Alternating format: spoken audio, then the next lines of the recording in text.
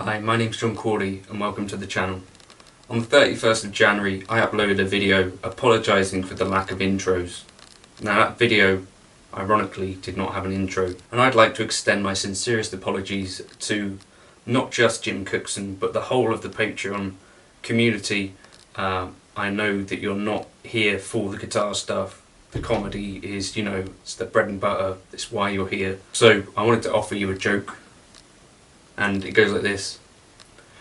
It's not going to be conceptual, it's not going to be physical, it's just a pure joke from my heart. Why did the chicken cross the road? It's due to Brexit, and he had to go into the import-export office. There's a lot more paperwork than usual. And then he regretted his choices in voting. Now chickens can't vote, and that's what makes that joke funny. On with the video.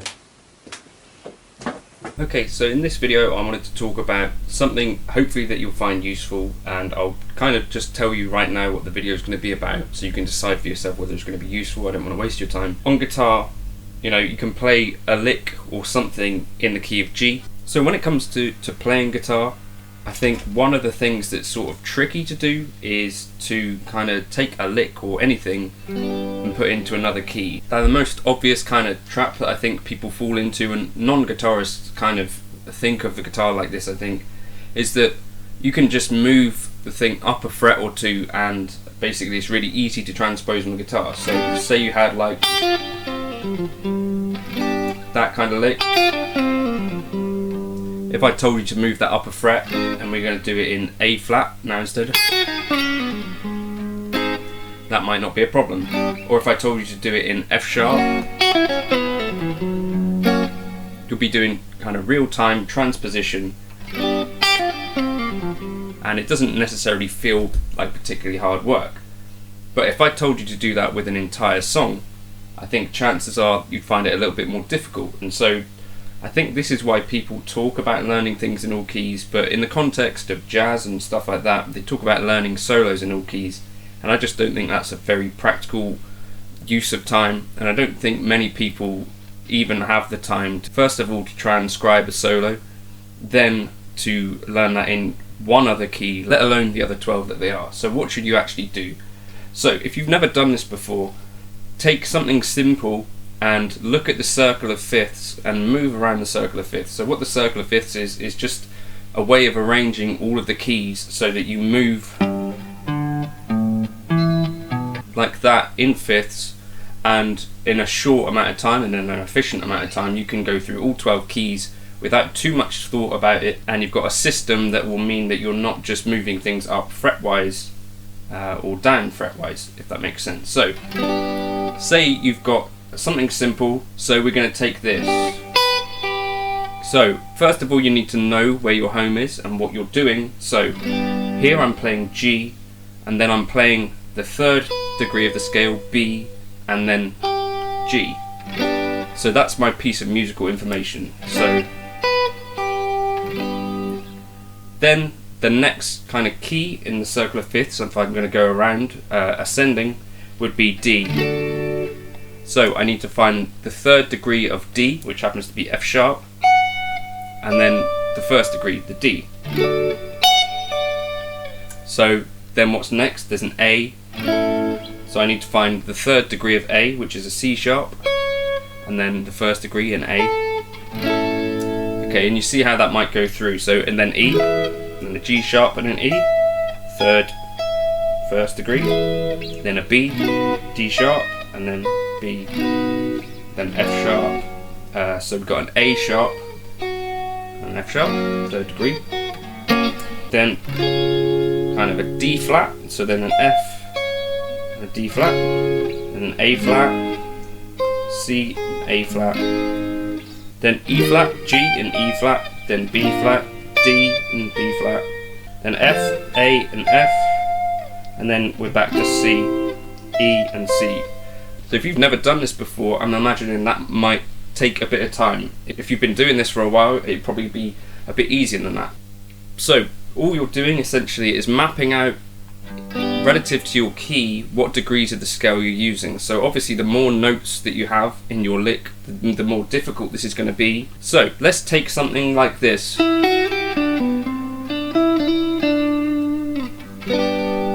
So you might find that vaguely familiar sounding, and why might you want to do this? Well, this is to get use out of melodies that you kind of know. What you're doing is taking something familiar and then moving that through all the keys, and that in itself is the work, and that in itself has massive value, I think, for any guitarist. So we're in the key of G. We're going to start on the 6th degree of the scale, so you could play that any way you like.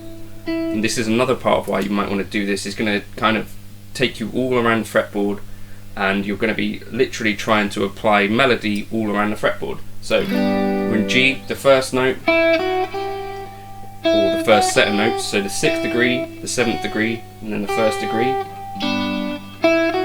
then down to the 5th, then the 3rd, then the 4th, then the 5th, 6th, 5th. So have that sort of in your head.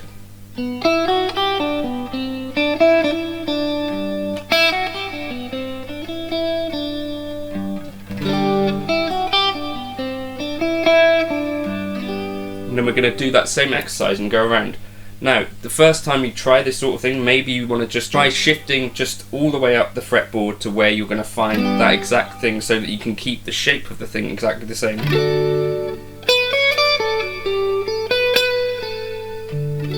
So that's where it would be in D, then in A,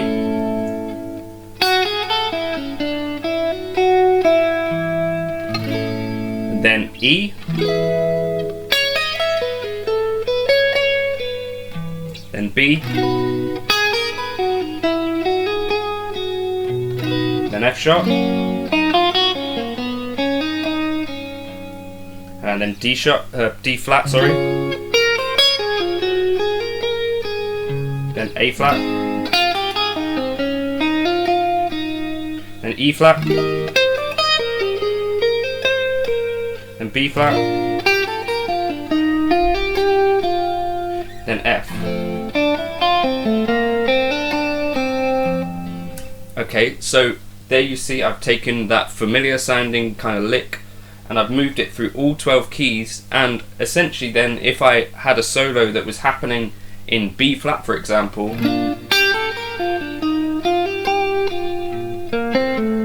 because I've done this sort of thing loads and loads of times before, I can reference that sort of thing.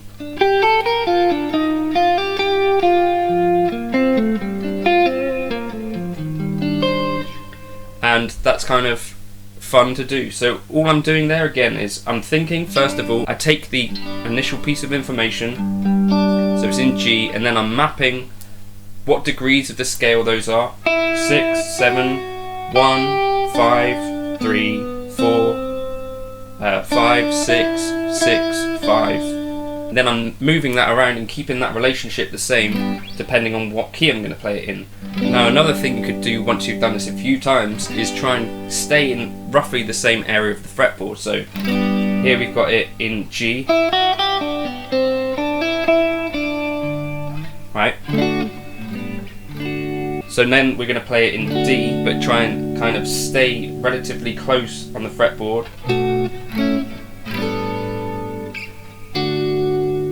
So we need the 6 of D.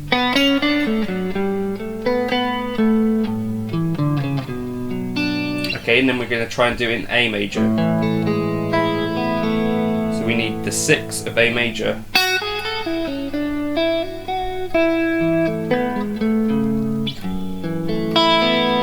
Right, and then I'm going to try and do it in, I don't know, let's just pick a key randomly, so D flat.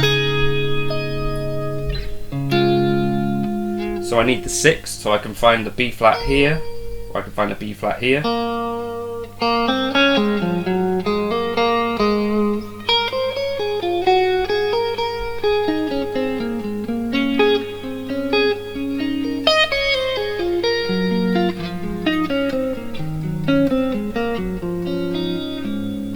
So I think doing this with really small phrases is certainly the way that I would advise starting, and doing it with familiar phrases.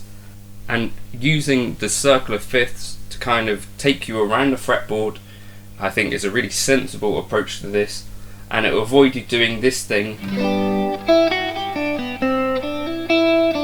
Okay, and then I could do it in A flat, and then I could do it in A.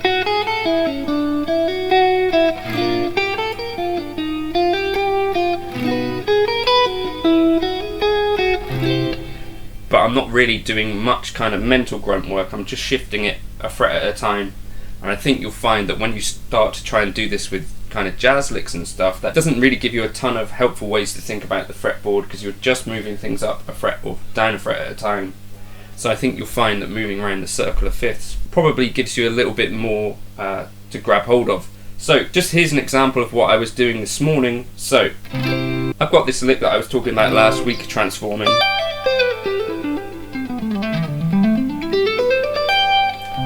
And what I'm doing is taking that around the circle of fifths. Okay, then D. Then A. Okay, then E. Then D. Then F sharp. Okay, then D flat. Okay, then A flat. Okay, then E flat. Then B flat. Then F.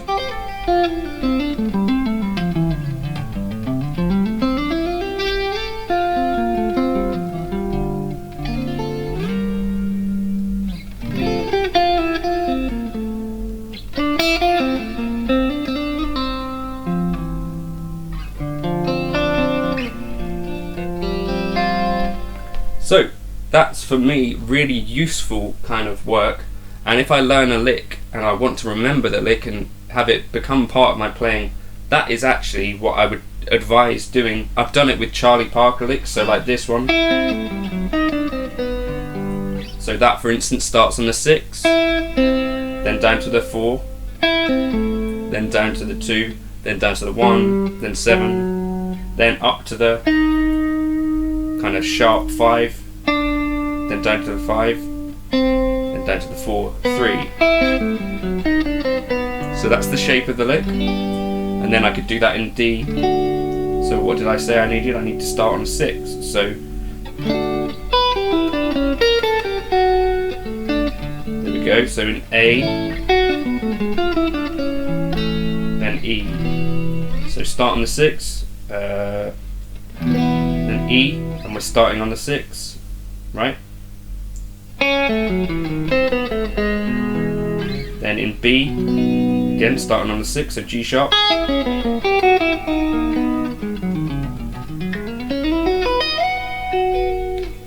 So yeah, that's what I would advise doing. So start off super simple, and to start off with, maybe you just play root notes through the circle of fifths to get used to the idea. So there's a G, a D, an A, an E, a B, an F sharp, then a D flat, then an A flat, then an E flat, then a B flat, then an F, then a C. Then take 2 notes through the circle of fifths. So maybe the 3rd and the root. Then the D will take the 3rd and the root. Then the A will take the 3rd and the root. Sorry, trying to learn to speak. Then E will take the 3rd and the root. Then B, the 3rd and the root. You see what I mean? And then take like a familiar phrase, so maybe something from a John Bon Jovi solo, for example, and move that through the keys, or just a melody that you like the sound of, sort of like 3, 4, 5 notes, before then moving on to more advanced stuff. And maybe one day I'll get to the stage where I can just comfortably move a whole solo through 12 keys, but to be honest, that's not necessarily something that I think is going to be terribly useful for me.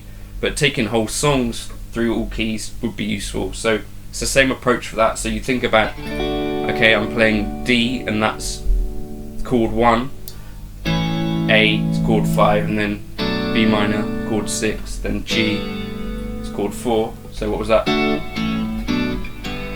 And then you could do that same thing in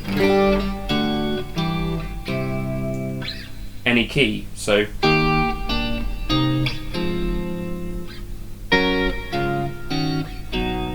And what I'm keeping in mind there is the relationship between those notes. So 1, 6, what was it? 1, 5, 6, 4. So hopefully that's vaguely interesting and vaguely useful to someone. I've not seen it talked about a whole lot, but I thought in terms of how to actually get used to this transposition thing, I think that's what I'd recommend. I had kind of piano lessons from a young age, and in the theory lessons for that, you would have to just write out, and that's exactly what you do. So you think about what key you were in. So say you were in G major, and you think about what function each note has in G major, and then you think, okay, I need to replicate that up, say a minor third to B flat, and so then you're just going to maintain those relationships, but everything needs to be moved up kind of a minor third, or 3 frets, and you need to think about what the function of each note will be in the new key. So that's, I think, worth working on. Hopefully that was vaguely interesting. I'm going to put up on my Patreon some of the lick stuff that I've actually been working on. So I've been working on a few things, but taking that lick specifically through all 12 keys,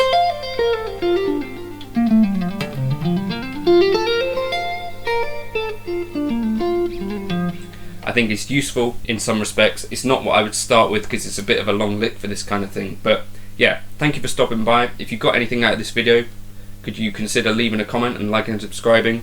There's also a buy me a coffee link, but only use that if you can really afford to and you got something out of this and you wanted to say cheers in some way. Yeah, cheers.